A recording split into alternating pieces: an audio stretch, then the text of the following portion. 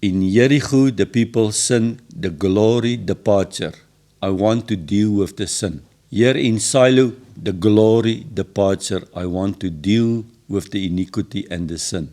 And now the opposite. And I pray for this for 2026. And that is where Solomon built the temple and he brought back that covenant that his father David brought back. But this time Solomon brought it back now into the Holy of Holies, the temple that he built. This time the presence of the Lord came into the Holy of Holies, a place sanctified, purified, make whole, holy for his presence to dwell there.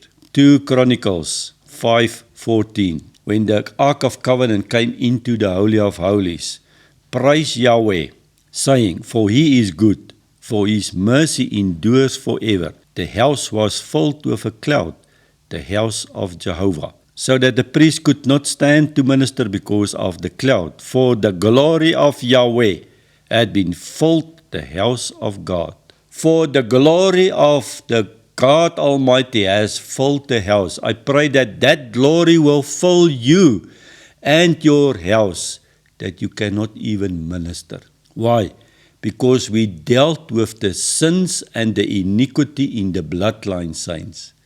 We sanctify, consecrate ourselves so that we can stand clean before the God Almighty.